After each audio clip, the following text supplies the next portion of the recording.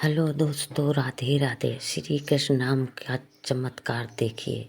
आइए इस कहानी में आपको श्री कृष्ण जी की लीलाओं का कितना चमत्कार है। सिर्फ नाम लेने से भव सागर पार लगा देते हैं।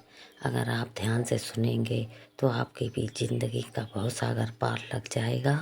और कमेंट में राधे राधे जरूर लिखिए तो आपका जीवन सफल हो जाएगा।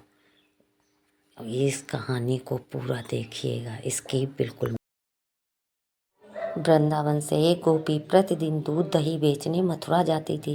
एक दिन ब्रज में एक संत कथा करने आए। वो गोपी को उनकी कथा सुनने गई। संत ने कहा, मैं भगवान के नाम की बड़ी महिमा है। इस नाम का जाप करने से बड़े बड़े संकट टल जाते हैं। नाम तो भव सागर से तारने वाले हैं। यदि भव सागर से पार होना है तो भगवान का नाम कभी मत छोड़ना। कथा समाप्त होने के बाद वो गोपी के अगले दिन फिर से दूध बेचने चली गई। उसी बीच रास्ते में यमुना जी थी। इसको देखकर गोपी को संत की बात याद आ गई कि संत ने कहा था भगवान का नाम तो भवसागर से पार लगाने वाला है। उसने सोचा, जिस भगवान का नाम भवसागर से पार लगा सकता है तो क्या उन्हीं भगवान का नाम ही मुझे इस साधारण सी नदी से पार नहीं लगा सकता। इसी निस्वार्थ भाव के साथ गोपी भगवान का नाम लेकर यमुना जी पे उतर गई। अब जैसे ही उसने यमुना जी में पैर रखा तो लगा मानो जमीन पर चल रही है। और ऐसे ही वो सारी नदी पार कर गई। दूसरी पार पहुंचकर उसे बड़ा ही प्रसन्नता हुई और मन ही मन सोचने लगी, संत ने तो ये बड़ा अच्छा तरीका बताया पार जाने का। अब रोज रोज नावी को भी पैसे नहीं देने पड़ेंगे। एक दिन गोपी ने विचार किया, संत ने मेरा इतना भला किया, मुझे उन्हें खाने पर बुलाना चाहिए। अगले दिन गोपी जब दही बेचने गई तब संत के घर भोजन करने को कहा। संत तैयार हो गए।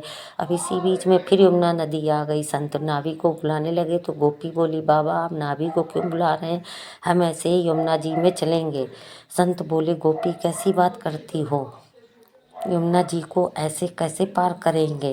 गोपी बोली, बाबा आपने ही तो कथा में कहा था कि भगवान का नाम लेकर भवसागर को भी पार किया जा सकता है।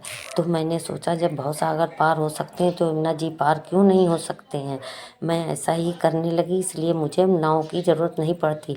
संत को ये सुनकर विश्वास नहीं हुआ और गोपी को कहने लगे, पहले तू चल, मैं तुम्हारे पीछे पीछे आता हूँ। गोपी रोजाना की तरह नाम का आश्रय लेकर यमुना जी को पार कर गई। गोपी को देखने के बाद जैसे ही संत ने यमुना जी पे पैर रखा वो छपाक से पानी पर गिर गए। ये देखकर संत बहुत हैरान हुए। अब गोपी ने जब देखा तो संत को पानी में गिर गए। तब गोपी वापस आई और संत का हाथ पकड़ कर जब चली तो संत भी गोपी की भांति ऐसे ही चले जैसे जमीन पर चल रहे हैं।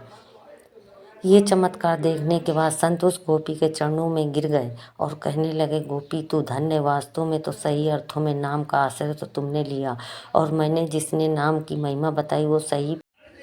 हेलो दोस्तों, वीडियो कैसी लगी? अगर पसंद आई हो तो कमेंट में राधे राधे जरूर लिखें।